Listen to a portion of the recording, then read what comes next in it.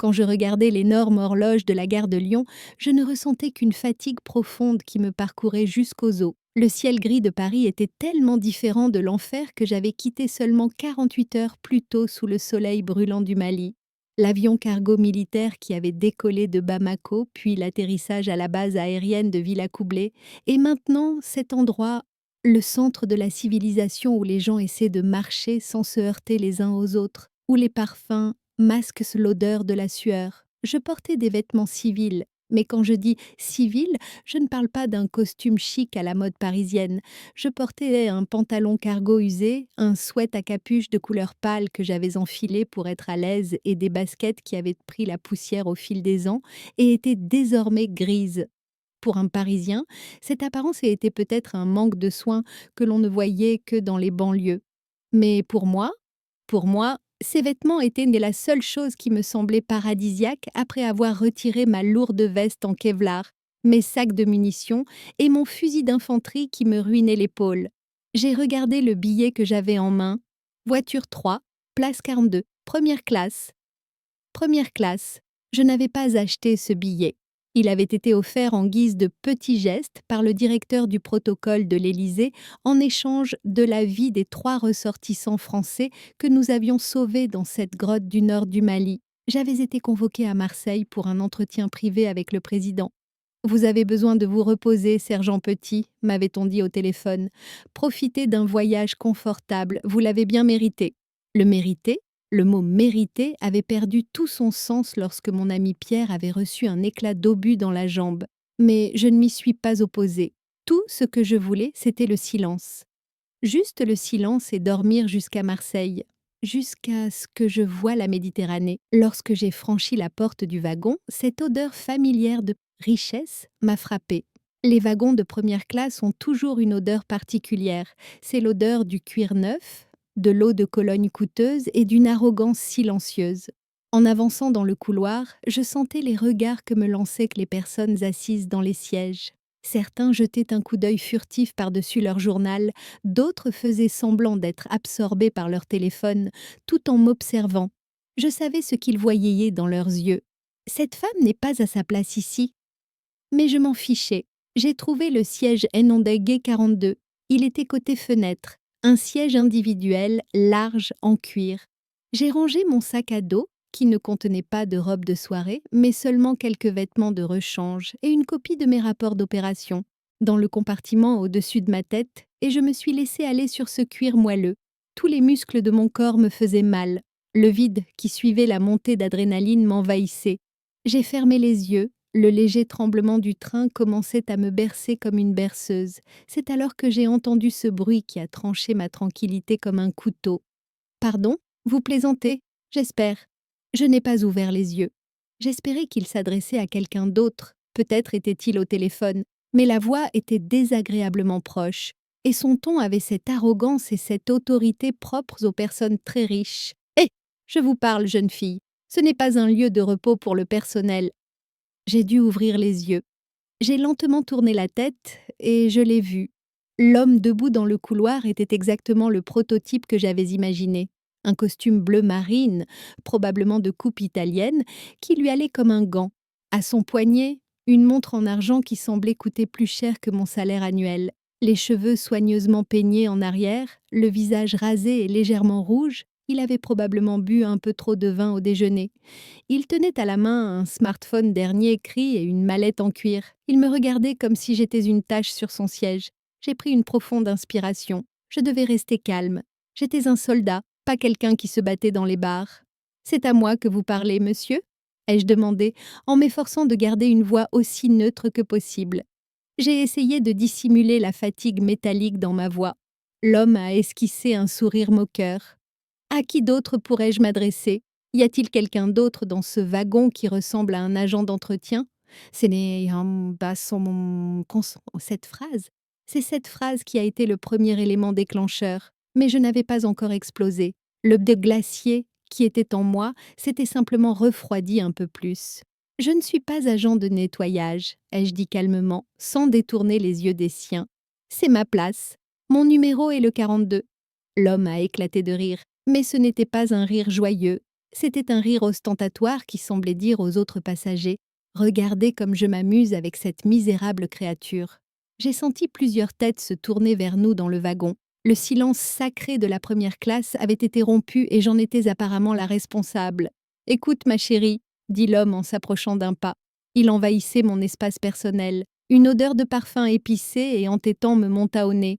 Il y a manifestement eu une erreur. Ou alors, tu es monté clandestinement dans le train et tu t'es assis à la première place libre. Nous sommes sur la ligne Paris-Marseille. Nous sommes en première classe du TGV Inouï. Cela dépasse ton budget, cela dépasse même ton imagination. Il sortit son téléphone de sa poche et le brandit. J'ai payé 300 € pour ce siège. J'ai acheté 2 sièges pour avoir de la place à côté de moi et pouvoir travailler confortablement. Les numéros 41 et 42 ont été réservés au nom de mon entreprise. Maintenant, avec tes vêtements sales, ne salis pas davantage mon siège et lève-toi. À ce moment précis, avant d'arriver au tournant de l'histoire, j'aimerais vous poser une question. Vous est-il déjà arrivé d'être traité comme un moins que rien, uniquement à cause de votre apparence, sans que l'on tienne compte de votre argent ou de votre statut social? Avez-vous déjà vécu ce moment où quelqu'un qui ne vous connaît pas et qui ignore tout de votre vie vous a catalogué comme sans valeur, en se basant uniquement sur vos vêtements? Si la réponse est oui, cette histoire est pour vous. Avant d'écouter ce que Manon va faire dans quelques instants, assurez-vous d'aimer cette vidéo et de vous abonner à la chaîne, car vous ne voudrez pas manquer l'expression du visage de cet homme lorsqu'il apprend qu'est la femme en face de lui. Les mots de l'homme sont restés suspendus dans l'air. Ses vêtements sales? Mais la tache sur ce pantalon n'était pas ma saleté. C'était la trace séchée du sang de mon coéquipier qui s'était sacrifié pour me protéger en sauvant une fillette de 14 ans des mains des terroristes. Je l'avais lavée, mais elle n'était pas partie. Ce qu'il appelait saleté était mon honneur. J'ai lentement mis la main dans ma poche pour sortir mon billet. Mais l'homme a mal interprété ce geste. Ou peut-être voulait-il simplement faire une démonstration de force. Il s'est soudainement penché et m'a poussé violemment par l'épaule. « Je t'ai dit de te lever, tu n'entends pas? N'attends pas que j'appelle la sécurité, sors immédiatement dans le couloir. » Il m'a touché. Savez-vous ce qui se passe quand vous poussez un militaire, en particulier un nageur de combat, qui vient de rentrer du champ de bataille et dont les nerfs sont tendus comme des cordes de violon, à un moment où il ne s'y attend pas? Le corps réagit avant le cerveau. C'est un réflexe. C'est l'instinct de survie. Ma main droite a bondi comme un serpent et a saisi son poignet. Je n'ai pas serré, je l'ai juste tenu.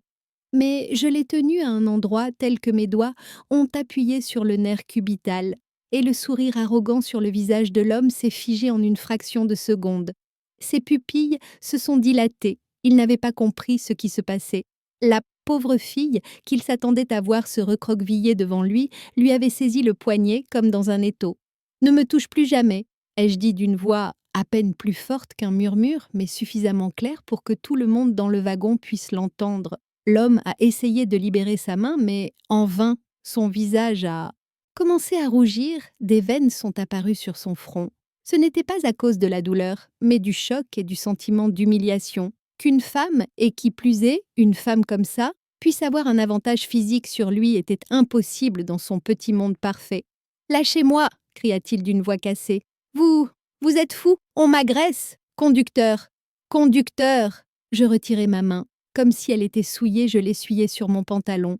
L'homme trébucha en arrière, manquant de tomber dans les bras du passager assis en face de lui. Il remit sa veste en place, haletant. La surprise dans ses yeux fit place à une colère pure, cette colère dangereuse, incontrôlable, propre aux hommes riches. « Vous êtes fini, » dit-il en agitant son doigt devant mon visage. Sa salive giclait partout. « Non seulement vous allez descendre de ce train, mais je vais vous faire mettre en prison. Savez-vous qui je suis ? Je joue au golf avec une demi-douzaine de membres du conseil d'administration de cette compagnie ferroviaire. » Je me suis adossée à mon siège et je l'ai regardé avec ce que l'on appelle le regard mort. Ce regard impassible, totalement concentré, que l'on a lorsqu'on observe une cible dans ses jumelles, juste avant d'appuyer sur la gâchette. « Je me fiche de qui vous êtes, » ai-je répondu. « Mais dans quelques instants, vous allez commencer à vous demander qui je suis. » La porte automatique à l'extrémité du wagon s'est ouverte dans un sifflement. Le conducteur en uniforme, une tablette à la main, s'approchait de nous d'un pas inquiet. Il avait dû entendre les cris de l'homme. L'homme s'est immédiatement tourné vers le conducteur, arborant un air à la fois victime et autoritaire. Ah, enfin, monsieur l'agent, appelez immédiatement la gendarmerie. Cet individu, dit-il en me désignant du doigt comme s'il montrait un insecte, s'est assise en première classe sans billet, a pris ma place et m'a agressé physiquement lorsque je lui ai demandé de se lever. Mon poignet est tout bleu, regardez. Le contrôleur était un homme d'âge moyen, à l'air aimable. Il regarda d'abord l'homme en costume coûteux, le visage rouge écarlate, puis moi, assise tranquillement dans mon siège, vêtue de vêtements usés. Je vis une hésitation momentanée dans ses yeux. Le préjugé est la maladie la plus insidieuse de la nature humaine. Je pouvais voir les rouages tourner dans l'esprit du conducteur, l'homme élégant contre la femme négligée. L'équation était simple, il s'est tourné vers moi. Sa voix était distante. « Madame, puis-je voir votre billet ? Et si vous n'avez pas de billet, sans déranger davantage, monsieur… » Je remis la main dans ma poche. Cette fois, l'homme n'intervint pas. Il se contenta de m'observer avec un sourire triomphant. Je sortis le petit bout de papier froissé portant le logo du TGV. Mais je sortis aussi de ma poche latérale quelque chose de plus important que le billet. Un portefeuille en cuir noir. Ce petit porte-carte d'identité sur lequel figurait le blason doré de la République française.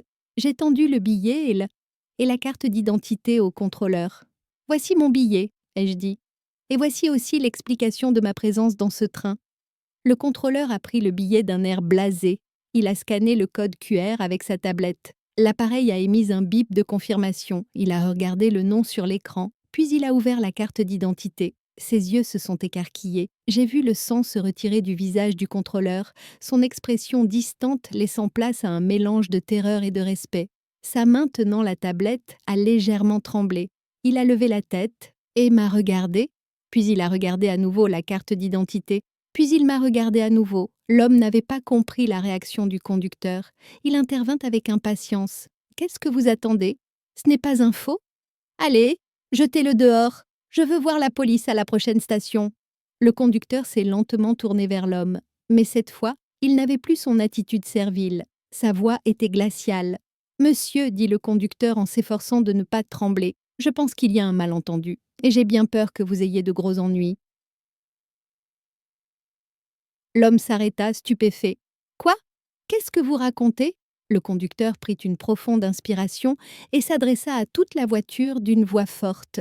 « Ce siège a été réservé par le service du protocole de l'Élysée, et la dame que vous insultez et agressez en ce moment est le sergent-chef Manon Petit, membre des commandos Hubert, rattaché au commandement des opérations spéciales. Elle est à la tête de l'unité qui a sauvé 3 de nos concitoyens civils dans le cadre de l'opération Barkhane au Mali et se rend à l'Élysée à l'invitation du président de la République en personne. » L'atmosphère dans le wagon a soudainement changé. C'était comme si la pression avait chuté et que mes oreilles se mettaient à bourdonner. Les yeux qui me regardaient avec dégoût quelques instants auparavant étaient maintenant écarquillés de surprise et de peur. La vieille dame assise à côté de moi a posé le magazine qu'elle tenait à la main, et le jeune homme assis en face a retiré ses écouteurs. Tout le monde retenait son souffle et regardait le trio au centre de la scène. Moi, le conducteur et l'homme en costume coûteux. L'expression « victime » sur le visage de l'homme s'est figée. Ses yeux se sont fixés sur la petite carte d'identité usée que tenait le conducteur. Son cerveau était occupé à traiter ce qu'il venait d'entendre, mais son ego refusait d'accepter cette information. Avez-vous déjà rencontré un narcissique ? Pour eux, la réalité n'est pas quelque chose qu'ils doivent accepter, mais une patte qu'ils peuvent modeler à leur guise. Même si vous leur présentez un document, un témoin ou une réalité et qui prouve qu'ils ont tort, leur première réaction n'est pas de s'excuser. Leur première réaction est d'attaquer la réalité. L'homme éclata de rire. Mais cette fois, c'était un rire nerveux, tendu. Les commandos d'Hubert ? Ce fugitif du cirque ? Il me montra du doigt, son doigt tremblait. Vous voulez que je croie ça ? Cette femme est tout au plus la femme de ménage qui nettoie la caserne de ses commandos. Regardez-la, regardez ses ongles, ses cheveux en bataille. Un soldat français et encore moins un héros n'a pas cette apparence. Cette identité est fausse. Le conducteur perdait patience. Il brandit sa tablette devant le visage de l'homme. Elle est enregistrée dans le système, monsieur. Code protocolaire. Alpha 1. Il s'agit d'une priorité au niveau ministériel. Veuillez baisser le ton, présenter immédiatement vos excuses au sergent-chef et regagner votre place. Sinon, sinon quoi? Rugit l'homme. Sa voix était cassée. Il ressemblait à un animal acculé, et comme tous les lâches acculés, il se raccrocha à l'arme qu'il connaissait le mieux, son argent. Vous ne pouvez pas me dire si sinon. Je suis propriétaire de l'une des plus grandes entreprises de logistique de ce pays. Je paye des impôts, des millions d'euros d'impôts. C'est avec les impôts que je paie que le salaire de cette femme est financé. Il s'est tourné vers moi. Ses yeux étaient remplis d'une haine pure. Parce que j'avais perturbé la hiérarchie tombée de son monde parfait. J'étais un outil qui devait le servir, mais à ce moment-là, j'occupais une position plus respectable que lui. Il ne pouvait pas l'accepter. « Tu m'as entendu, commando ?» dit-il en roulant le mot dans sa bouche comme s'il s'agissait d'une chose répugnante. « Tu es mon employé, tu portes cet uniforme, même s'il est recouvert d'un sac, grâce à mon argent. Je suis ton patron, et en tant que patron, je t'ordonne. Lève-toi de ce siège. Je ne veux pas d'une personne qui sent le sang et la sueur à mes côtés. Tu reviens de la guerre? Je m'en fiche. Tu aurais dû laisser cette saleté à Paris. Mais sans d'attendre. Je pris une profonde inspiration. L'odeur de ce parfum coûteux qui emplissait mes poumons me donnait la nausée. Je me suis souvenu de Pierre.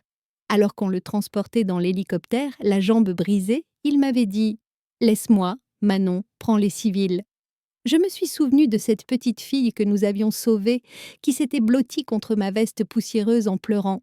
Et puis j'ai regardé cet homme qui aurait mis le feu au monde si un seul de ses ongles avait été cassé. À ce moment-là, j'aurais pu le frapper. En 2 secondes, j'aurais pu l'assommer d'une simple pression sur l'artère carotide de son cou. Personne n'aurait compris ce qui s'était passé. Mais je ne l'ai pas fait, parce que j'étais un soldat, pas un tyran.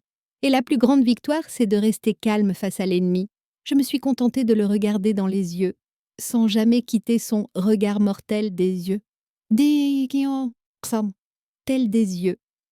Vous pensez que vous payez mon salaire? Dis-je d'une voix si calme que même ceux qui se trouvaient tout au fond du wagon se penchèrent en avant pour m'entendre. Mais vous vous trompez, vous ne payez que l'argent. Le prix, ce sont les autres qui le paient. L'homme resta bouche bée, cherchant une réponse, mais n'en trouvant aucune. Cette phrase exprimait quelque chose de plus précieux que l'argent, quelque chose qu'il pouvait comprendre. À ce moment précis, quelque chose s'est produit qui a changé le cours de l'histoire. Je voudrais ici interrompre la vidéo un instant pour vous poser une question. Vous est-il déjà arrivé dans votre vie d'être réduit au silence alors que vous saviez que vous aviez raison, simplement parce que votre interlocuteur semblait plus puissant ou plus riche que vous? Vous souvenez-vous de ce sentiment d'impuissance, de cette boule dans la gorge? Manon ne se tait pas, mais parfois même un héros a besoin d'alliés. Si vous voulez que justice soit faite, montrez votre soutien à Manon en aimant la vidéo. Voyons maintenant qui est cet allié. Alors que l'homme s'apprêtait à ouvrir la bouche pour lancer une nouvelle insulte, une voix forte, autoritaire et grave s'éleva depuis les sièges derrière nous. « Baisse ton doigt, mon garçon, sinon tu ne pourras plus jamais t'en servir. » Nous nous sommes tous tournés vers la direction d'où venait la voix. De l'autre côté du couloir, assis dans un fauteuil individuel, un homme pliait lentement le journal Le Monde qu'il tenait à la main. Il avait une 60aine d'années, les cheveux gris coupés courts. Il était en civil, mais sa posture trahissait son statut de militaire à des kilomètres à la ronde. Son dos était droit. Ses yeux, forgés par des années d'expérience, étaient durs comme l'acier. Je le connaissais. Je me souvenais de son visage vu dans les journaux télévisés et les briefings, mais comme il était en civil, rien ne permettait d'identifier son grade. L'homme riche s'est tourné vers cette nouvelle menace. « Qui êtes-vous ? Vieux, ne vous en mêlez pas. C'est entre moi et l'État. Enfin, entre moi et cet employé. » Le vieil homme se leva. Il était grand. Il dépassait l'homme en costume d'au moins une tête. Il s'avança lentement vers nous. Chaque pas était assuré. Il s'arrêta devant l'homme. Il s'interposa entre nous, tel un mur. « Moi, » dit le vieil homme en sortant de sa poche un simple portefeuille en cuir. « Je suis le général Luc de Villiers, commandant de la gendarmerie. » Et en ce moment, vous commettez un délit au regard du code pénal militaire et du droit civil en insultant un militaire décoré de la Légion d'honneur, même s'il n'est pas en service. Le général ouvrit son portefeuille et montra sa carte d'identité non pas à l'homme, mais au conducteur, puis il se tourna à nouveau vers l'homme. Sa voix s'abaissa mais devint plus menaçante. « Vous venez de dire « ça sent le sang », n'est-ce pas ?» Le général leva le nez en l'air et renifla. « Je ne sens pas l'odeur du sang ici, je sens l'odeur de l'honneur, je sens l'odeur du courage. Mais toi… » Il grimaça. « Toi, tu ne dégages que de la peur et une odeur de Cologne bon marché. » Il n'y eut peut-être pas de « ouh » dans le wagon, mais on le sentit. Le visage de l'homme devint rouge vif. Pas de honte, mais de colère. Il avait heurté l'autorité et s'était brisé. « Je me fiche que vous soyez général !» s'écria l'homme, mais sa voix tremblait. « Savez-vous qui je suis ? Je suis… » « Vous !»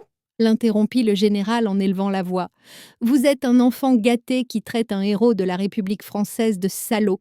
Et même si ce train ne relève pas de ma compétence, en tant qu'officier supérieur, je ne tolérerai pas que l'un de mes subordonnés soit harcelé. » Le général se tourna vers moi. Son expression sévère s'adoucit. Il ne fit pas le salut militaire, car nous étions en civil, mais il fit un léger signe de tête, un salut respectueux que seuls les militaires peuvent comprendre. « Sergent Petit, dit-il, je vous prie de m'excuser pour ce désagrément. Asseyez-vous, je vous en prie. Ce monsieur va partir. » L'homme resta bouche bée, sous le choc. « Partir ? Je ne vais nulle part. C'est ma place. » Le général s'est tourné vers le contrôleur. « Monsieur l'agent, dit-il, cet individu perturbe la tranquillité du train, insulte un agent de la fonction publique et profère des menaces physiques. Conformément au règlement du TGV, vous avez le droit de faire descendre les passagers qui menacent comment la sécurité, n'est-ce pas ?» Le contrôleur sourit. Cette fois, c'était un sourire sincère. « Oui, général, tout à fait. » Combien de temps reste-t-il avant l'arrivée à la gare de Lyon-Pardieu ? Environ 15 minutes, monsieur. Parfait, dit le général. Puis il se tourna vers l'homme. Rassemble tes affaires, mon garçon. Tu descends à Lyon. Tu devras peut-être marcher, mais au moins tu prendras l'air. Les yeux de l'homme semblaient sortir de leurs orbites. Vous ne pouvez pas faire ça. Je vais porter plainte. Je vais tous vous faire payer. Mais le conducteur avait déjà pris sa radio. Centrale, ici le chef conducteur Dumont. Il y a une infraction à la sécurité dans le wagon ND3. Je demande une équipe de gendarmes à la gare de Lyon. Oui, nous allons faire descendre un passager du train pour outrage à un héros national et trouble à l'ordre public. Les 15 minutes qui se sont écoulées à l'approche de la gare de Lyon-Pardieu ont été les plus longues, mais aussi les plus satisfaisantes de ma vie. Dans le wagon de première classe, où régnait habituellement le silence, il n'y avait plus qu'un seul bruit, la panique de cet homme. L'homme arrogant qui venait de se présenter comme le patron avait disparu, remplacé par un personnage désespéré, en sueur, tremblant et accroché à son téléphone. Il appelait sans cesse quelqu'un. « Michel, Michel, tu m'entends ? C'est scandaleux. Je suis dans le TGV 6614. Ils me font descendre du train. Oui, moi, à cause d'un vieux schnock à la tête de la gendarmerie et d'une femme. Michel, appelle le ministre. Appelle-le tout de suite, ce train ne doit pas quitter Lyon. » Il raccrocha et composa un autre numéro. « Papa, c'est moi. Prépare les avocats. Je vais racheter la compagnie ferroviaire. Je vais tous les virer, tu m'entends ?» Je l'observais, sans bouger. Le général de Villiers avait rouvert son journal et continuait à lire avec indifférence, comme si un enfant pleurait dans le siège à côté de lui. Le contrôleur, quant à lui, se tenait au bout du couloir, les bras croisés, prêt à intervenir pour l'empêcher de s'enfuir. Les autres passagers du wagon. C'est chez eux que le changement le plus intéressant s'est produit. Ces yeux qui me jugeaient au début ne me regardaient plus, mais regardaient l'homme. Mais cette fois, leur regard était différent. Le dégoût s'était tourné vers l'homme, la richesse, les vêtements coûteux ou le statut social. À ce moment-là, rien de tout cela n'avait d'importance. Tout le monde voyait de ses propres yeux ce qu'était que le mal et la dépravation à l'état pur. Le train ralentit, les quais gris de Lyon défilèrent par la fenêtre. « Vous ne pouvez pas me faire descendre !» cria l'homme alors que le train était à l'arrêt. « J'ai payé pour cette place. » Les portes s'ouvrirent dans un sifflement. L'air froid extérieur envahit l'intérieur, mais il n'y avait pas que de l'air qui entrait. Des bruits de bottes durs, rythmés, disciplinés. 3 gendarmes apparurent à la porte du wagon. Leurs uniformes étaient impeccables. Sur leurs casquettes brillait l'insigne familier de la gendarmerie française. Le premier, un capitaine, entra et balaya rapidement la pièce du regard. Son regard s'est posé sur le général de Villiers. Le capitaine a immédiatement joint les talons. Le son sec de ses talons a résonné dans le wagon. Il a salué impeccablement. « Général, le commandement régional est à vos ordres. » Le général plia lentement son journal. Il ne se leva même pas. Il se contenta de saluer légèrement de la tête. « Capitaine, dit-il d'une voix calme, cet homme nous empêche de poursuivre notre voyage. Il est suffisamment bruyant pour menacer la sécurité nationale. Il est également accusé d'avoir agressé et menacé un ancien combattant. Faites le nécessaire. » Le capitaine tourna son regard vers l'homme. L'homme commença « Vous ne pouvez pas me toucher. Mon avocat ?»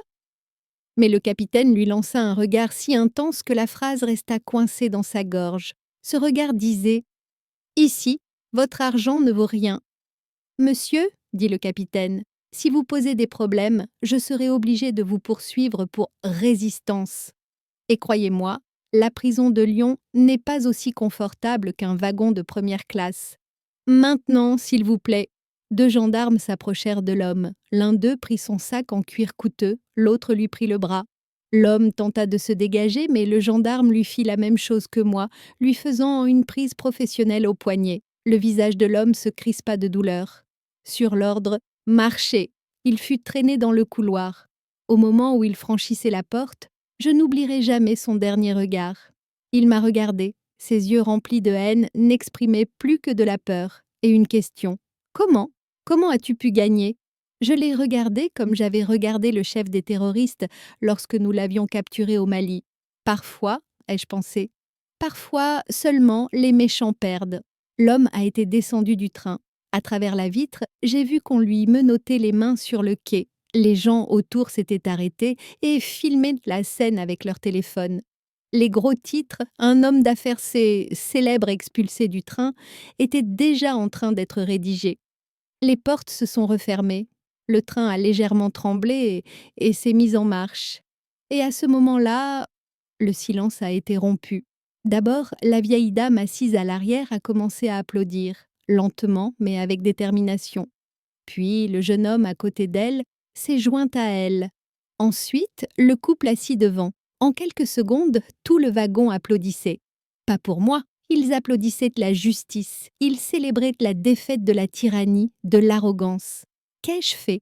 Je ne me suis pas levée pour saluer, je n'ai même pas souri, j'ai simplement incliné la tête. Non pas parce que j'avais honte, mais parce que cette attention me déplaisait. Nous étions les guerriers de l'ombre. Ces applaudissements ne nous étaient pas destinés. Nous faisions notre travail et nous nous fondions dans l'obscurité. Le général de Villiers s'est tourné vers moi au milieu des applaudissements. Il m'a tendu la main. Cette fois, pas comme un officier, mais comme un père. « Je suis désolée de ne pas avoir pu vous protéger suffisamment à Paris. Sergent, m'a-t-il dit. Mais je vous promets que personne ne vous dérangera jusqu'à Marseille. » Je lui ai serré la main. Elle était calleuse et chaude. « Merci, général, ai-je dit. Ma voix tremblait pour la première fois. Je veux juste rentrer chez moi. »« Tu vas rentrer, mon garçon, dit-il. Tu vas rentrer. » Alors que le train prenait de la vitesse, les lumières de Lyon restaient derrière nous. Je me suis rassis dans mon siège, le siège numéro 42. Cette fois, il était vraiment à moi. Personne ne pouvait m'en chasser. Mais l'histoire ne s'arrête pas là. La véritable surprise m'attendait à Marseille. Je ne savais pas encore que l'homme qui était descendu du train n'était pas seulement un homme d'affaires, mais qu'il avait un lien bien plus sombre avec mon passé et l'opération au Mali que je ne le pensais. Le destin tissait sa toile et le TGV ne m'emmenait pas seulement vers une ville, mais vers le plus grand règlement de compte de ma vie. Vous pensez que justice a été faite, n'est-ce pas? Le méchant a été puni, notre héroïne a été sauvée. Mais dans la vraie vie, les histoires ne se terminent pas aussi simplement. Quel était le lien entre l'homme qui était descendu du train et les otages que Manon avait sauvés au Mali? Et quel était ce lien sombre qui attendait Manon à Marseille? Cette histoire est en train de se transformer d'une histoire de vengeance en un thriller conspirationniste. Si vous voulez voir comment Manon se bat non seulement contre des voyous de rue, mais aussi contre des marionnettistes dans l'ombre, prenez une grande inspiration. Installez-vous confortablement et préparez-vous à être très surpris par ce qui va se passer. Et écrivez vos commentaires. Selon vous, quel pourrait être le lien entre cet homme et Mali? Je validerai la meilleure théorie dans la prochaine vidéo. Le voyage après Lyon s'est déroulé dans le silence.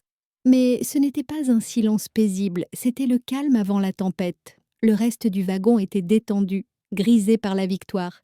Certains dormaient, d'autres discutaient à voix basse de ce qui venait de se passer. Quant à moi, je regardais par la fenêtre le paysage changeant et aride du sud de la France. Je pensais toujours à cet homme, à l'expression que j'avais vue dans ses yeux juste avant qu'il ne soit expulsé du train. Ce n'était pas seulement de la peur, c'était une expression qui disait « tu vas le payer ». Alors que nous approchions de Marseille, le général de Villiers rassembla ses affaires et vint à ma hauteur. Le général autoritaire avait disparu, remplacé par un grand-père inquiet. Il sortit une carte de visite de sa poche et me la glissa dans la main. « Sergent », dit-il d'une voix à peine plus forte qu'un murmure, « je me suis souvenu de l'identité de l'homme que nous avons fait descendre du train. » Je fronçai les sourcils. « Ce n'est qu'un riche gâté, n'est-ce pas, mon général ?» Le général secoua la tête. Il balaya la pièce du regard, s'assurant que personne ne nous écoutait. « Il s'appelle Vincent Delacroix. C'est le propriétaire de Delacroix Logistics, le principal fournisseur de denrées alimentaires et de matériel médical des bases françaises en Afrique. Mais son nom apparaît souvent dans les rapports des services de renseignement comme étant dans une zone grise. Delacroix Logistique. Un éclair me traversa l'esprit. Au Mali, lors du raid sur la grotte au nord de Tombouctou, les caisses en plastique empilées dans un coin de la cellule où étaient retenus les otages. Elles portaient un logo bleu pâle, 2 lettres D entrelacées et un globe, de la croix. Ces caisses ne contenaient pas de nourriture. Elles contenaient des munitions de fabrication russe utilisées par les terroristes. Mon sang s'est glacé. Cet homme, ai-je dit d'une voix tremblante, cet homme n'est pas seulement un logisticien. Le général m'a serré l'épaule. « Sois prudent, mon garçon. Marseille est son terrain de jeu. Le protocole t'accueillera, mais garde les yeux ouverts. Si tu as besoin de quoi que ce soit, appelle ce numéro. C'est ma ligne privée. »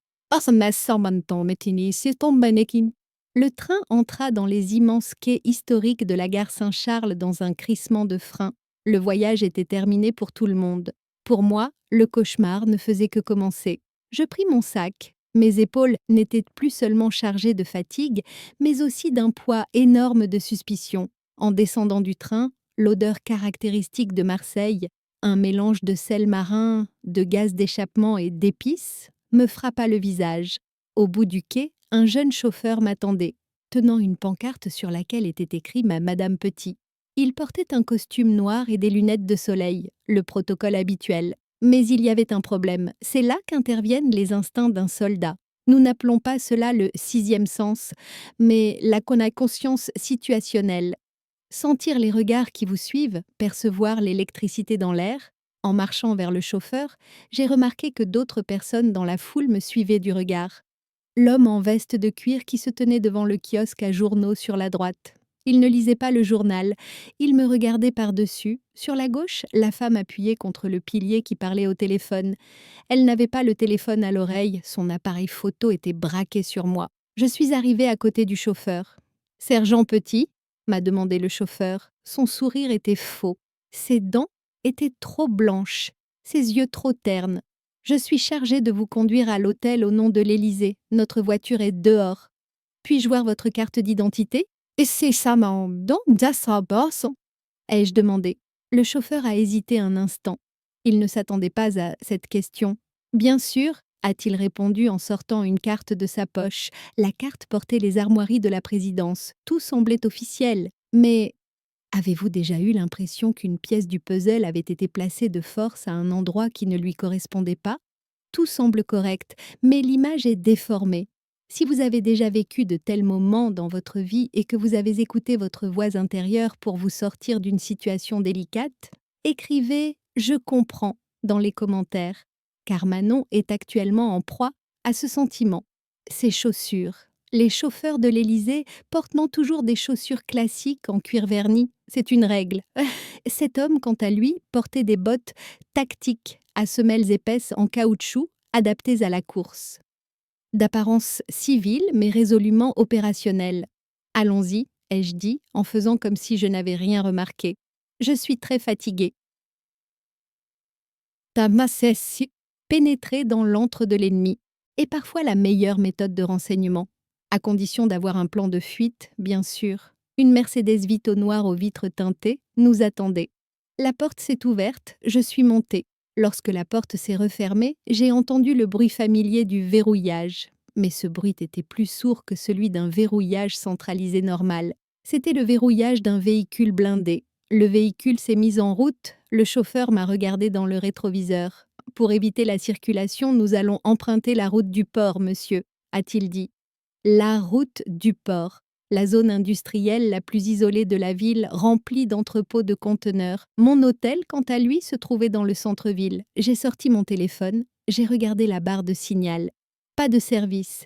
Il y avait un brouilleur de signal dans le véhicule. J'ai pris une profonde inspiration et j'ai fermé les yeux. Dans mon esprit, j'ai pensé à la seule arme que j'avais dans mon sac, ce couteau en céramique que j'avais conservé en souvenir de l'opération. Une machine à tuer de 10 centimètres, aussi tranchante qu'une lame de rasoir, qui ne déclenche pas les appareils à rayons X. Le général avait raison, la guerre n'était pas finie, seul le front avait changé. Le chauffeur a allumé la radio. Il y avait des informations. Le célèbre homme d'affaires Vincent Delacroix, débarqué du train près de Lyon, a déclaré par l'intermédiaire de ses avocats qu'il s'agissait d'un malentendu et que l'État présenterait ses excuses. Le chauffeur a éteint la radio et m'a souri en me regardant dans le rétroviseur. Monsieur Delacroix vous transmet ses salutations, sergent Petit, et il tient à ce que vous sachiez qu'il n'a pas du tout apprécié votre petite démonstration dans le train. La voiture a soudainement quitté la route principale dans un virage serré et s'est engouffrée dans une ruelle sombre où s'entassaient des conteneurs. J'en étais désormais certain. Ce n'était pas un transfert vers un hôtel, c'était un voyage vers une exécution. Manon était tombée dans un piège. Sans armes, coupée de toute communication et enfermée dans un véhicule blindé, elle se retrouvait seule face aux hommes de l'ennemi. Un vétéran du Mali pouvait-il survivre dans les rues de Paris, où la vengeance de Vincent Delacroix serait-elle plus sanglante que nous ne l'imaginions? La voiture ralentit lorsqu'elle pénétra dans l'étroit canyon artificiel formé par les piles de conteneurs. Le regard du chauffeur croisa le mien dans le rétroviseur. Son faux sourire avait disparu, laissant place à l'expression froide et professionnelle d'un tueur professionnel. « Quelqu'un descend, sergent », dit-il en glissant sa main droite dans la poche intérieure de sa veste vers l'étui sous son aisselle. « Une seconde. Vous n'avez qu'une seconde. Soit vous restez figé, soit vous survivez. » La voix de mon sergent d'instructeur au Mali résonna dans mes oreilles. « Quand l'espace se réduit, tu es une arme. » Alors que le chauffeur sortait son arme et essayait de se retourner, j'avais déjà détaché ma ceinture de sécurité. Je me suis jetée en avant. Au lieu de poser le couteau en céramique sur sa gorge, ce qui l'aurait tué et j'avais besoin d'informations, je l'ai enfoncé de toutes mes forces dans l'articulation de son épaule droite, juste au niveau du nerf. Chouin ! Le chauffeur a crié de douleur. L'arme lui a échappé des mains et a glissé sur le tapis du passager avant. Il a perdu le contrôle du volant. La voiture a dévié vers la droite et a heurté le bord d'un conteneur bleu dans un grand fracas. Boum ! Sous le choc, ma tête heurta l'appui-tête du siège avant. Des étincelles jaillirent devant mes yeux. Mais je ne pouvais pas m'arrêter. Malgré le vertige, je tendis la main vers la poignée de la porte. Verrouillée. Sécurité enfant, merde. Le conducteur, malgré son épaule blessée, a tendu la main gauche vers la boîte à gants. Une deuxième arme. « Espèce de salope !» a-t-il crié. Je suis retournée sur le siège arrière, j'ai appuyé mon dos contre la porte et j'ai donné un coup de pied de toutes mes forces dans le dossier du siège conducteur avec mes deux jambes. Le siège s'est cassé au niveau de son mécanisme et s'est renversé sur le conducteur. L'homme s'est retrouvé coincé entre le volant et le siège.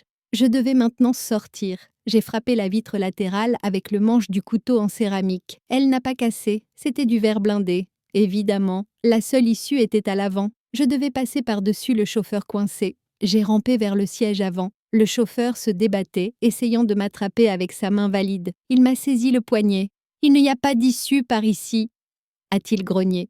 Je me suis retournée et lui ai donné un coup de coude en plein dans le nez. Le bruit du cartilage qui se brisait a résonné comme un coup de fusil dans cet espace confiné. Il a lâché mon poignet, j'ai ouvert la porte avant et je me suis laissée tomber sur l'asphalte humide et gras de Marseille.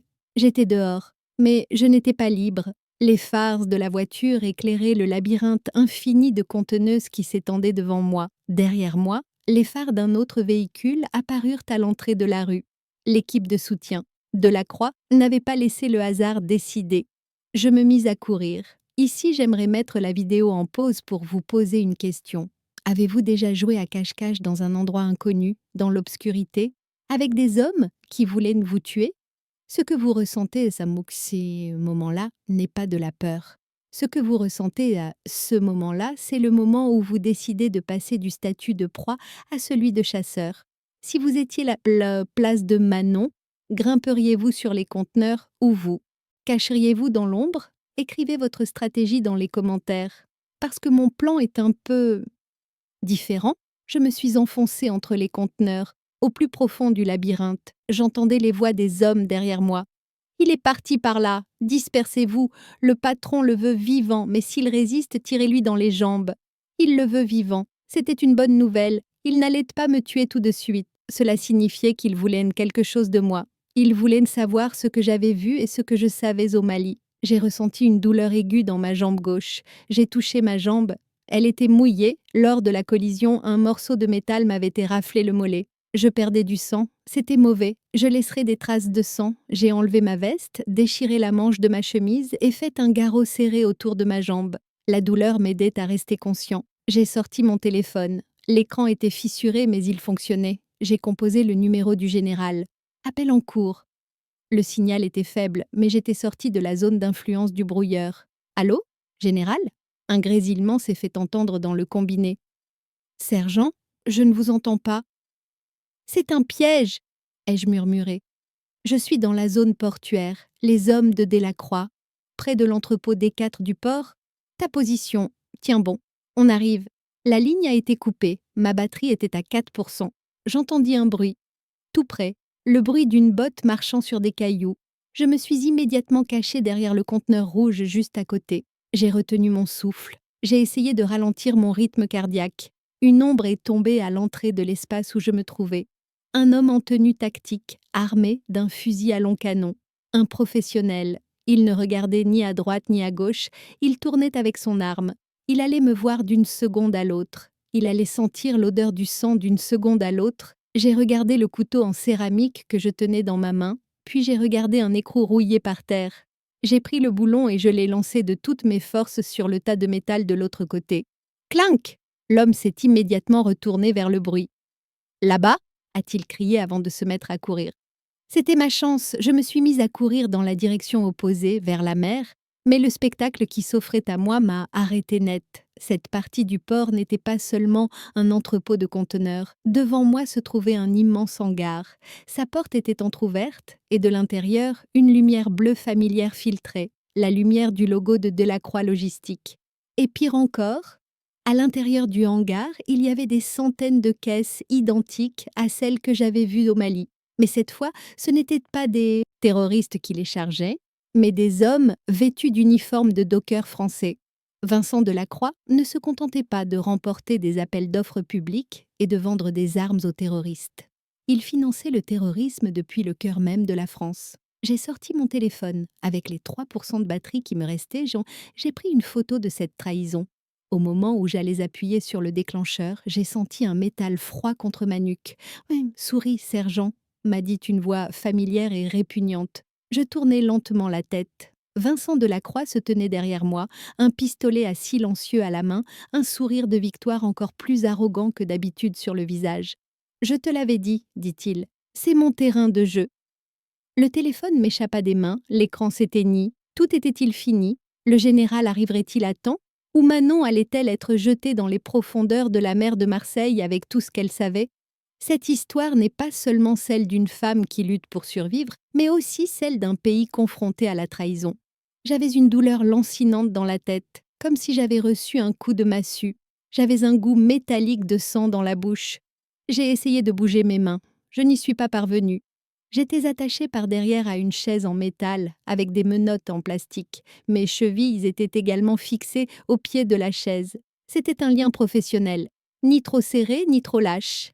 Il ne coupait pas la circulation sanguine, mais rendait tout mouvement impossible. En face de moi, Vincent Delacroix était assis à une immense table en bois de mahogany. Il tenait dans sa main un verre en cristal contenant un liquide ambré. Son expression était très différente de celle nerveuse qu'il avait dans le train. Il était maintenant calme, maître de lui et, plus dangereux encore, satisfait. « Bienvenue, sergent, dit-il en levant son verre vers moi. Je suis content que vous vous soyez réveillé. Vous tuer pendant votre sommeil aurait été très anticlimatique. Bazamas. Je balayai le bureau du regard. Nous étions seuls. Mes deux silhouettes attendaient derrière la vitre dépolie de la porte. Des gardes du corps. Tu vas me tuer, dis-je, sans me soucier que ma voix soit cassée. Nous le savons tous les deux. Alors arrête ton cinéma, Delacroix. Viens-en au fait. Delacroix a ri. Il est descendu de la table et s'est approché lentement de moi. Il s'est penché pour me regarder le visage. Son parfum coûteux se mêlait à l'odeur de la poudre à canon. Te tuer? Oh non, Manon, te tuer serait trop facile et ce serait du gâchis. Tu es une héroïne, tu es une star invitée à l'Élysée. Si tu meurs maintenant, tu deviendras une martyre. Une enquête sera ouverte. Le général de Villiers va mettre le feu aux poudres. Il s'est adossé et a écarté les mains. Mais si un pauvre soldat souffrant de stress post-traumatique, incapable de surmonter les horreurs du Mali, se pendait dans une chambre d'hôtel à Marseille, ça ce serait une tragédie. Personne ne poserait de questions. Tout le monde dirait « Ah, la pauvre fille, elle n'a pas supporté le poids ». C'était pire que la torture physique. Il s'en prenait à mon honneur, à mon héritage et à la réputation que je laisserais derrière moi. Il comptait faire de moi une victime, un être faible qui resterait dans l'histoire. Je voudrais vous poser une question. Quelle est la pire chose qu'un être humain puisse vous faire? Vous tuer ou effacer votre vérité, votre identité pour la remplacer par une histoire inventée de toutes pièces? Si un jour votre voix est réduite au silence, si vous êtes trop têtu pour laisser les autres mentir à votre place, partagez cette vidéo, car ma Manon ne laissera personne écrire son histoire à sa place. Excellent plan, dis-je, comme pour lui cracher au visage. Mais il y a un problème. Le général est au courant. Il a vu les photos. Le visage de Delacroix s'assombrit un instant, mais il se ressaisit aussitôt. Le général n'a rien vu. J'ai cassé son téléphone. Il n'a pas eu le temps de les télécharger sur le cloud, grâce au brouilleur de signal. Le général sait seulement que tu es en danger. Mais de quoi? Peut-être de son propre esprit? Il appuya sur un bouton sur la table. La paroi vitrée du bureau s'assombrit, la vue sur le hangar extérieur disparut. Nous étions désormais complètement isolés. J'ai une proposition à te faire, sergent. À Mali, dans cette grotte, tu n'as pas seulement pris les otages. Tu as aussi pris l'ordinateur qui s'y trouvait, les enregistrements des terroristes. Où est-ce ce disque dur? C'était donc ça.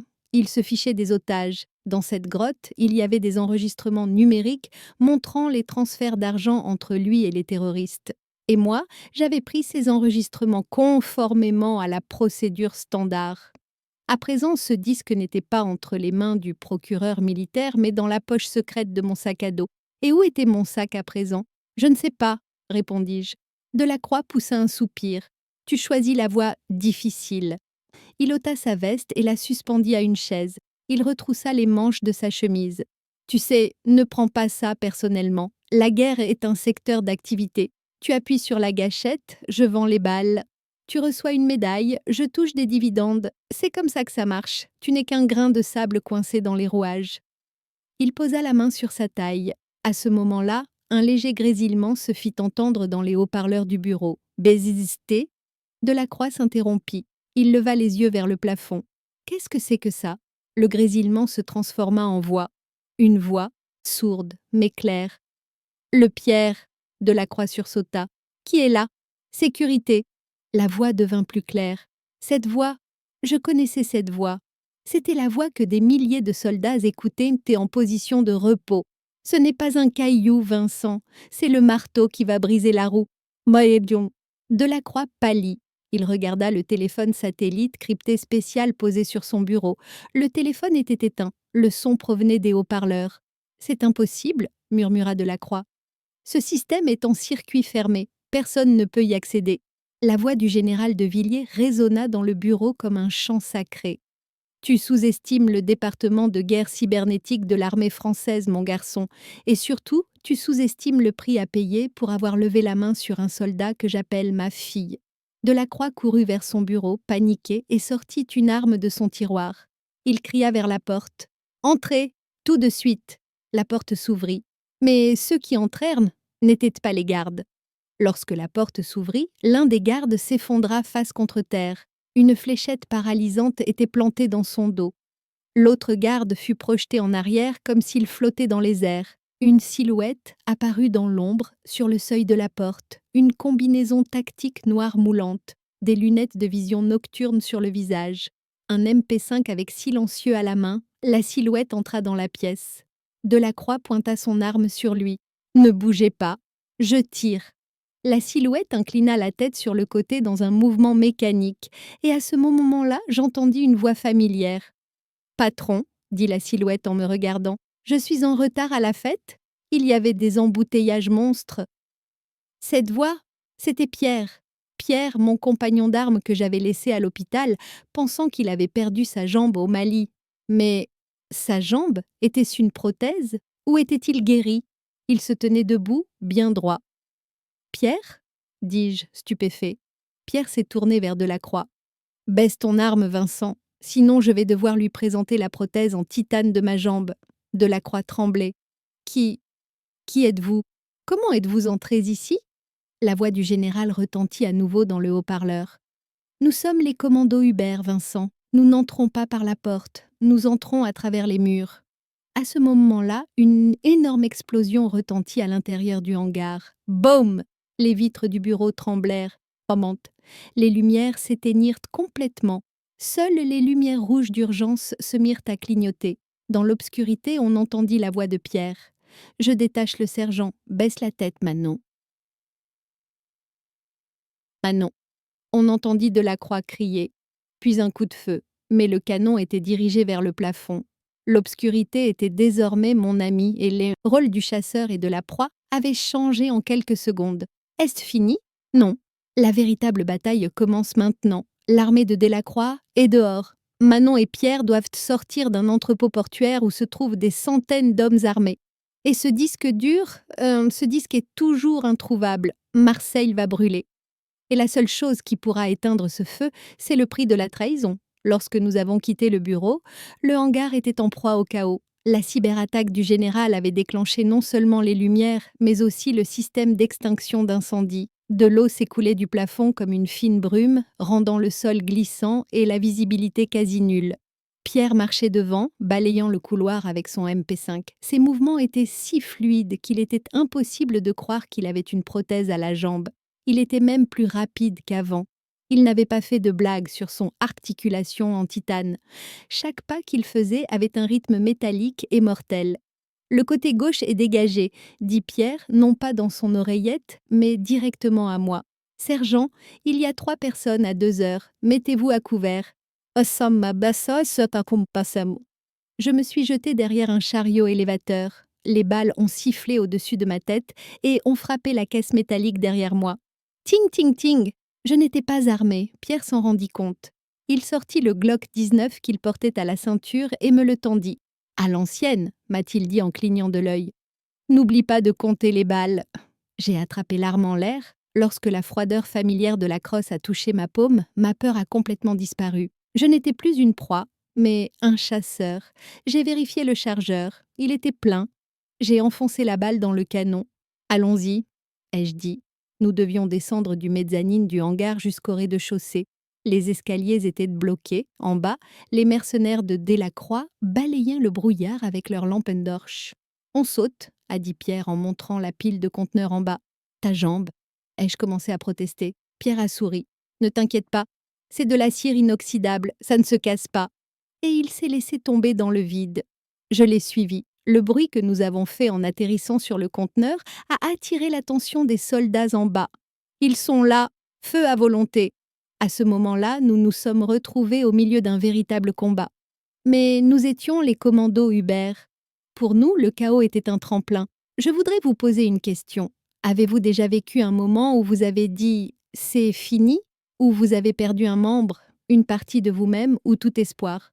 Quand Pierre a perdu sa jambe, tout le monde lui a dit de prendre sa retraite. Mais il a remplacé la partie qu'il avait perdue par une autre plus solide, en acier. Si vous croyez vous aussi au pouvoir de se relever après une chute, aimez cette vidéo, car vous allez bientôt découvrir ce que Pierre est capable de faire avec sa jambe en acier. Un soldat a essayé de grimper sur le bord d'un conteneur. Sans même se retourner, Pierre lui a donné un coup de pied avec sa prothèse. J'ai entendu le craquement de la cage thoracique de l'homme, même au milieu des bruits des armes. L'homme a été projeté 5 mètres en arrière comme une poupée de chiffon. Soutien logistique, a dit Pierre en souriant. Nous avons atterri au sol. Notre objectif était la porte de sortie. Mais il y avait un problème. À l'autre bout du hangar, la porte de chargement était ouverte. Et là, j'ai vu Vincent Delacroix. Accompagné de 2 gardes du corps, il courait vers un hors-bord noir. L'arrière du hangar donnait directement sur la mer.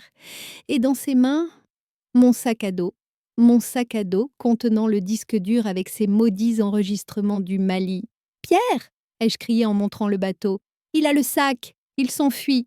Pierre a visé, mais Delacroix s'était protégé derrière ses gardes. Et la distance était trop grande. Il y avait un risque de perte civile. « Merde !» a dit Pierre. « S'il monte sur le bateau, on ne pourra pas l'attraper. Il lui faudra 10 minutes pour atteindre les eaux internationales. » Nous nous sommes mis à courir. Ma blessure à la jambe me faisait souffrir, mais l'adrénaline m'empêchait de la sentir. Delacroix a sauté dans le bateau. Les moteurs ont rugi. Il y avait 100 mètres entre nous. Il était impossible de le rattraper. Le bateau quitta le quai. Delacroix, debout sur le pont, nous faisait signe de la main. Il arborait son sourire arrogant et dégoûtant. Il pensait avoir gagné. Mais il avait oublié un détail. Le général de Villiers n'avait pas seulement lancé une attaque numérique. L'une des énormes grues suspendues au plafond du hangar se mit soudainement en mouvement. Il n'y avait personne dans la cabine de commande. La grue était contrôlée à distance par le général. L'énorme crochet à l'extrémité de la grue et le conteneur en acier de 2 tonnes qui y était attaché se balançaient comme un pendule et descendaient rapidement vers l'eau. Juste sur la trajectoire de sortie du bateau, Delacroix leva les yeux. Ses yeux s'écarquillèrent d'horreur. Il tenta de barrer, mais il était trop tard. Le conteneur ne heurta pas le bateau, mais il tomba dans l'eau, juste devant le bateau. Bouche! La vague gigantesque qu'il a créée a projeté le luxueux bateau à moteur en l'air comme un jouet. Le bateau s'est retourné et s'est écrasé contre le quai. Delacroix fut projeté dans l'eau. Quant au sac, il resta sur le pont. « Maintenant !» a crié Pierre. Nous avons couru vers le quai. Delacroix essayait de sortir de l'eau, trempé et en état de choc. Ses gardes avaient déjà pris la fuite ou avaient été neutralisés. Pierre attrapa Delacroix par le col, le sortit de l'eau et le jeta sur le sol en béton du quai. « Le voyage en train est terminé, Vincent, » dit Pierre. « Dernier arrêt. » Je courus directement vers le bateau. Je sortis le sac de sous le bateau renversé. Il était trempé. J'ai ouvert la fermeture éclair. J'ai plongé la main dans la poche secrète. Le disque dur était là, dans son étui étanche. Je sortis le disque et le montrai à Pierre. « Il est en sécurité. » Delacroix toussait par terre. « Vous êtes fou !» gémit-il. « Vous ne connaissez pas les forces qui me soutiennent. Ce n'est que le début. » À ce moment-là, des sirènes de police retentirent à l'entrée du port. Mais ce n'étaient pas des sirènes de police ordinaires. Des fourgons noirs et des équipes du GIGN firent irruption.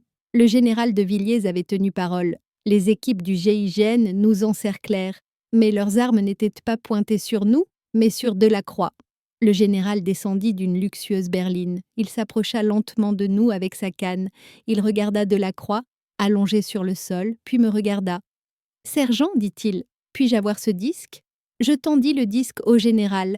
Il le prit et le mit dans la poche de sa veste. « Bon travail, a-t-il dit. Maintenant, partez. Reposez-vous. C'est à nous de nettoyer ce gâchis. »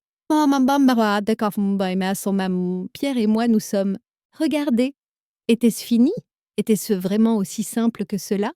Delacroix me regarda pendant qu'on lui passait les menottes. Et à ce moment-là, contrairement à notre première rencontre dans le train, il dit quelque chose de bien plus effrayant. « Que pensez-vous qu'il y ait sur ce disque, sergent? Des transferts d'argent? Des listes d'armes ?» Il a ri. avec ses dents ensanglantées. Il y a une liste de noms sur ce disque, et sais-tu qui figure en tête de cette liste? Il désigna le général de Villiers du regard. Ton propre commandant. Mon sang se glaça. Je regardai le général. Son visage était impassible. Il avait mis le disque dans sa poche. Sa main ne quittait pas sa poche. Pierre se tendit. Il approcha sa main de son arme. Delacroix continua en criant. « Qui crois-tu qui a donné l'ordre de l'opération au Mali? Qui a envoyé ces armes là-bas? Je ne suis qu'un simple transporteur. » « C'est lui le patron. » Le monde s'est arrêté un instant. Était-ce possible? L'homme qui m'avait sauvée, qui m'avait appelée ma fille, était-il en réalité l'architecte de tout cela? Ou était-ce le dernier mensonge, le plus venimeux, de Delacroix? La trahison? Elle vient parfois de ceux qui vous sont les plus proches. Delacroix disait-il la vérité? Ou essayait-il de semer le doute dans l'esprit de Manon? Le général avait-il pris ce disque comme preuve ou pour le détruire? Après le raid sur le port, le général nous avait emmenés dans ce pavillon entouré de hauts murs, loin du bruit de la ville, qu'il appelait la maison sûre. Nous n'avions pas dit un mot pendant le trajet. Le général était assis à l'avant, Pierre et moi à l'arrière. Pierre avait la main constamment sur son arme. Quant à moi, je fixais le visage impassible du général dans le rétroviseur. Les derniers mots de Delacroix me tournaient dans la tête comme un poison. C'est lui le patron. À présent, nous étions tous les trois dans cette pièce sombre. Le général s'était installé derrière le lourd bureau en chêne et avait sorti de sa poche le maudit disque dur. Il le posa sur le bureau. C'était une petite boîte noire. Elle contenait soit la libération d'un pays, soit la trahison de celui que j'appelais mon père. Le général a rempli 2 verres à partir de la bouteille de whisky posée sur son bureau. Il nous les a tendus. « Vous n'avez pas bu » dit-il en tenant les verres en l'air. « Avant, la première chose que nous faisions en rentrant de mission était de trinquer. »« Avant » dit Pierre d'une voix métallique et froide. « Nous savions qui était l'ennemi général. Maintenant… » Il désigna le disque posé sur la table du regard. « Maintenant, les frontières sont un peu floues. » Le général sourit légèrement, un sourire amer. Il posa les verres sur la table. « Les paroles de Delacroix vous ont mis mal à l'aise, n'est-ce pas? Vous avez raison, un logisticien qui accuse un général, d'autant plus que ce général a coulé les navires de ce logisticien. » Le général prit le disque dans sa main. Il le tourna dans tous les sens. « Sergent » dit-il en se tournant vers moi. « Pensez-vous que je suis un traître ?» Cette question me transperça la poitrine comme une balle. Je voudrais vous poser une question. Pensez à la personne en qui vous avez le plus confiance dans votre vie. Votre père, votre conjoint, votre meilleur ami. Si quelqu'un venait vous dire « il vous a trahi », le croiriez-vous sans preuve? Ou écouteriez-vous votre cœur? Et si votre cœur vous disait « fais-lui confiance », mais que votre raison vous disait « fais attention ». Manon est actuellement dans une situation incertaine. Que choisiriez-vous, la raison ou les sentiments? Donnez votre avis dans les commentaires, car la décision de Manon déterminera sa prochaine action. Je n'ai pas porté la main à mon Glock, mais mes muscles étaient tendus. Je crois aux preuves, général. Et pour l'instant, la seule preuve se trouve sur ce disque. Si vous êtes innocent, insérez-le dans l'ordinateur et nous le regarderons ensemble. Le général a hoché la tête. C'est une demande raisonnable. Il a ouvert son ordinateur portable. Il a inséré le disque. Dans la pièce, on n'entendait que le bruit du ventilateur et le crépitement du feu dans la cheminée. Pierre a essayé de se placer derrière le général, dans son angle mort. Le général s'en est aperçu mais n'a rien dit. Un écran de mots de passe apparut à l'écran. Ce disque, dit le général en tapant quelque chose sur le clavier, est crypté à un niveau militaire. Delacroix ne pouvait pas l'ouvrir. Il ne pouvait que deviner ce qu'il contenait. « Comment connaissez-vous le mot de passe » demanda Pierre d'un ton sec. Le général s'arrêta, il nous regarda. « Parce que c'est moi qui l'ai mis. » Pierre sortit son arme. « Posez vos mains sur la table, général. » Je sortis également mon arme, mais je pointai le canon vers le sol. « Expliquez-vous » criai-je. « Tout de suite !» Le général ne leva pas les mains, il appuya simplement sur la touche « Entrée ». Les fichiers s'ouvrirent à l'écran. Des centaines de dossiers, des noms, des comptes bancaires, des dates. « Delacroix avait raison, dit calmement le général. C'est moi qui ai donné l'ordre de cette opération, c'est moi qui ai autorisé l'envoi de ces armes au Mali. Pourquoi ? Ma voix tremblait. Nos amis ont été tués avec ces armes. Pierre a perdu sa jambe. Le général s'est levé, le canon de Pierre était pointé sur sa poitrine, mais il s'en moquait. Il s'est dirigé vers la fenêtre. Manon, Pierre, la guerre ne se gagne pas seulement sur le front. Parfois, pour détruire l'ennemi, il faut le nourrir, il faut le laisser grandir pour pouvoir voir ses racines, ses liens, les véritables forces qui le soutiennent. Il se tourna vers nous. Ses yeux reflétaient la fatigue d'un homme âgé.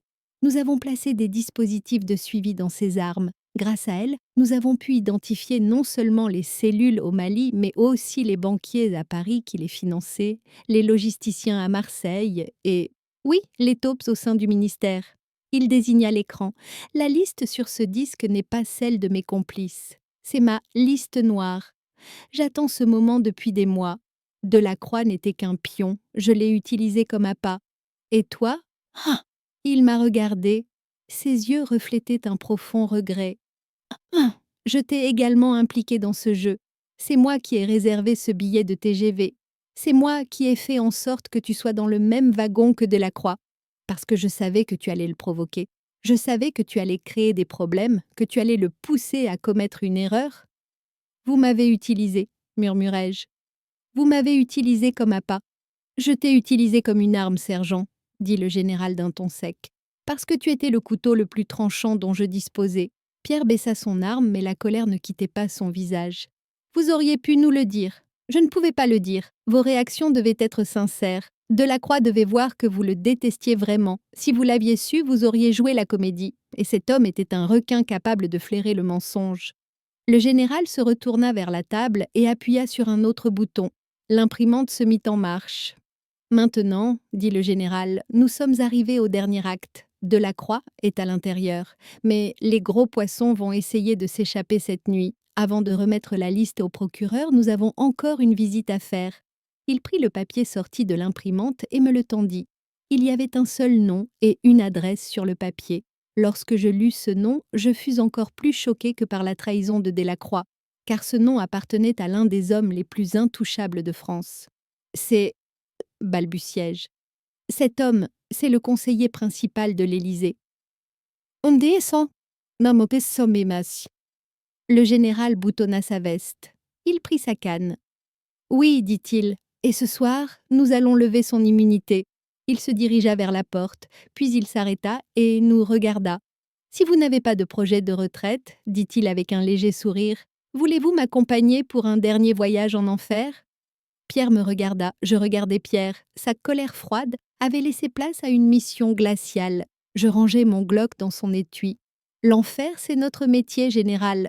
Pierre baissa son arme et fit un pas en avant avec sa jambe d'acier. Les frais de carburant sont à votre charge.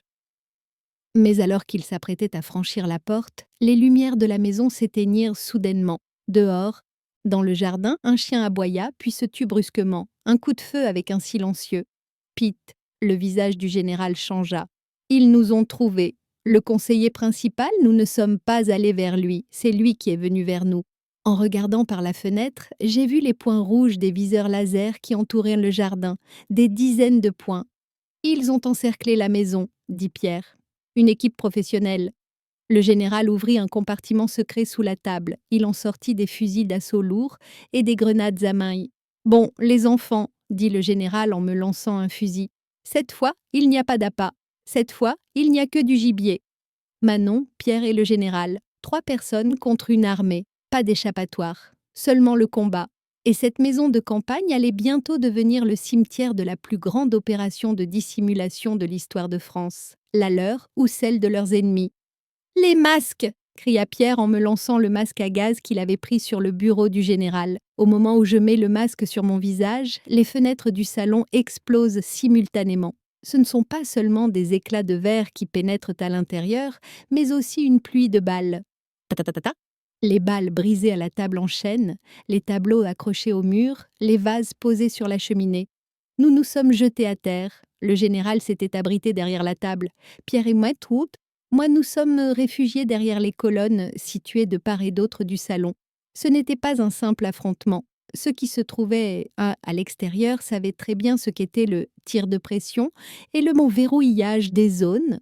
Ils n'appuyaient pas sur la gâchette au hasard. Chaque tir était calculé, destiné à nous clouer sur place.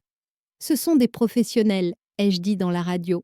Ce ne sont pas des tueurs à gages. Ils utilisent pas des tactiques d'opération spéciales.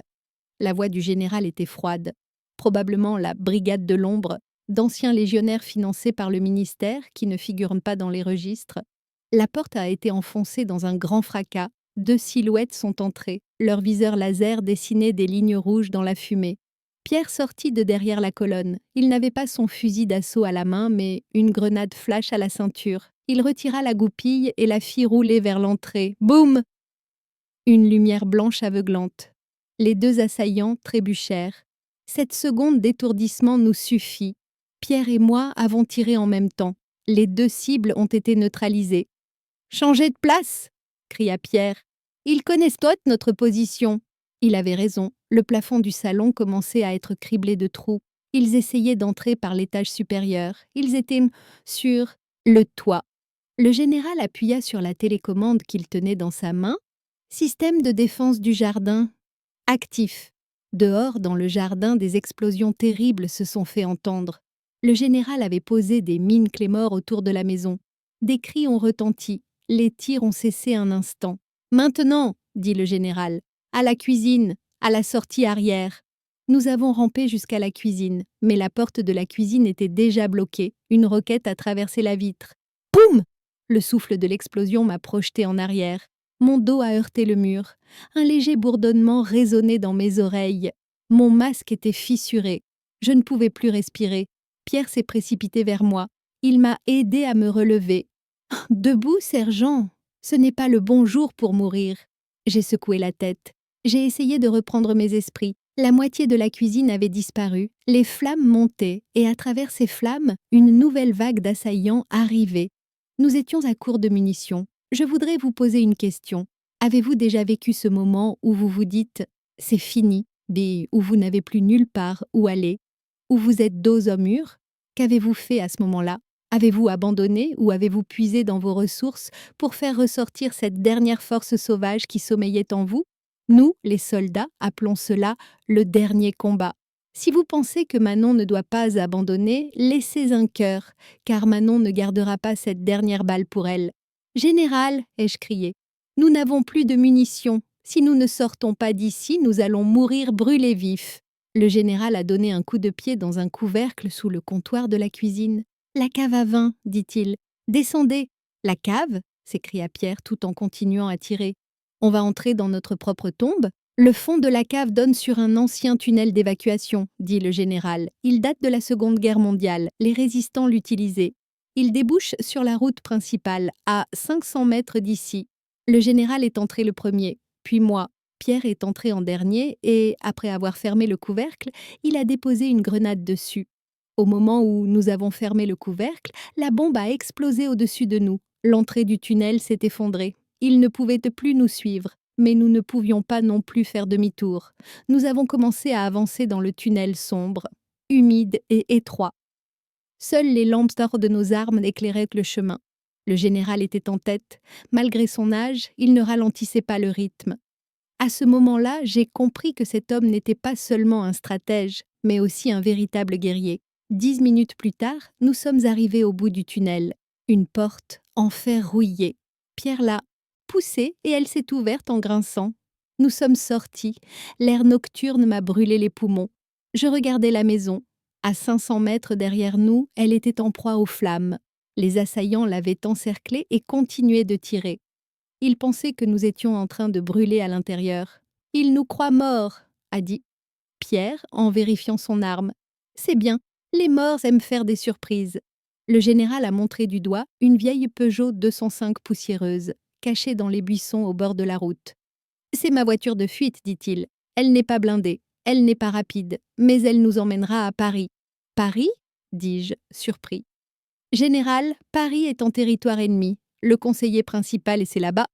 Il nous y attendra. » Le général monta dans la voiture et démarra le moteur. « Oui, dit-il, il nous attend, mais il nous attend pendant notre fuite, pas pendant que nous courons vers lui. Adéta. » Il se tourna vers moi.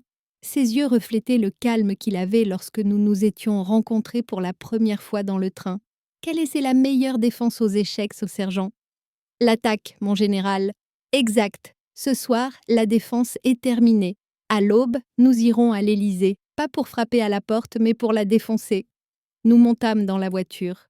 Pierre pansait ses blessures sur la banquette arrière. J'étais assis à l'avant, le maudit disque dur dans les mains, alors que la voiture roulait à toute vitesse sur les routes sombres de Marseille. J'ai allumé la radio. Les informations passaient. Un grand incendie s'est déclaré dans la campagne marseillaise. Les autorités soupçonnent une fuite de gaz. On est sans nouvelles du propriétaire. Le général à la retraite Luc de Villiers. Nous étions morts, officiellement morts, et cela nous avait donné l'arme la plus dangereuse au monde, n'avoir rien à perdre. Nous étions maintenant en route pour Paris, pour affronter cet arrogant conseiller principal, cet homme intouchable. Mais il y avait un problème, l'Élysée était une forteresse. Comment allions-nous y entrer à trois avec une vieille voiture et quelques fusils? Le général sourit. C'était comme s'il avait lu dans mes pensées. Manon, dit-il, t'es-tu déjà demandé pourquoi le contrôleur avait eu si peur en voyant ton identité dans le train? À cause du code protocolaire, répondis-je. Non, dit le général, parce que ce code ne montrait pas seulement que tu étais invité. Ce code montrait que tu avais le statut de garde personnel du président. C'est moi qui ai défini ce statut. Et ce statut est ce jours actif. J'ai écarquillé les yeux. Donc, dit Pierre derrière moi, tout en rechargeant son arme. Demain matin, nous allons prendre le petit déjeuner au palais, et au menu, il y a de la justice. La finale commence, les masques sont tombés, les armes sont sorties. Manon se rend au cœur de son pays pour affronter son plus grand ennemi. Ce n'est plus une histoire de vengeance, c'est une révolution. Il est 7h45 du matin. C'était l'un de ces matins gris et brumeux à Paris. D'habitude, à cette heure-là, les gardes devant le palais n'ont pour habitude de saluer que les ministres et les diplomates. Mais ce matin-là, une vieille voiture qui semblait sortir d'un champ de bataille, avec un pare-brise fissuré et des impacts de balles sur la carrosserie, s'est arrêtée devant eux. Nous sommes descendus de la voiture. J'avais des traces de sang séché sur le visage et portais un gilet tactique déchiré. Pierre boitait, mais se tenait droit, son MPSK à la main. Et le général de Villiers, bien que son costume fût taché de sang, était fier comme s'il venait à un bal. Les gardes républicains à la porte ont immédiatement pointé leurs armes. Les sirènes ont commencé à retentir. « Arrêtez! Lâchez vos armes! À terre! À terre !» Pierre m'a regardé et m'a souri. Ils ont peur qu'on salisse la moquette. Nous n'avons pas levé les mains. Nous avons simplement continué à marcher. Le commandant de garde, un fusil d'assaut à la main, se précipita vers moi. « Je vous ai dit de vous arrêter. » J'ai sorti ma carte d'identité usée de ma poche et je lui ai montré le code d'autorisation spécial que le conducteur du train avait vu et que le général avait défini. Le commandant s'est arrêté. Il a scanné le code barre avec son appareil. Bipé. Je n'ai pas vu ce qui s'affichait sur l'écran de l'appareil, mais j'ai vu le commandant pâlir. Il a baissé son arme. Il a reculé d'un pas et s'est mis au garde à vous. Autorisation de passage confirmée. Mon garde, a-t-il dit d'une voix tremblante. Il a crié aux soldats derrière lui. Baissez vos armes, ouvrez les portes. Le président a des invités spéciaux. Les portes en fer s'ouvrirent dans un grincement sourd. Lorsque nous entrâmes dans la cour du palais, le bruit de nos bottes sur les graviers rompit le silence de Paris. Notre objectif était clair, le salon d'or, le bureau du président. Selon nos renseignements, le conseiller principal Henri Leclerc y tenait chaque matin à 8 heures une réunion secrète avec le président sur la sécurité. Nous avons gravi les marches. Les tapis rouges étaient maculés de traces de boue laissées par nos bottes. Les valets et les secrétaires nous observaient avec effroi, personne n'osant se mettre en travers de notre chemin. Nous étions des fantômes ambulants, une armée de morts.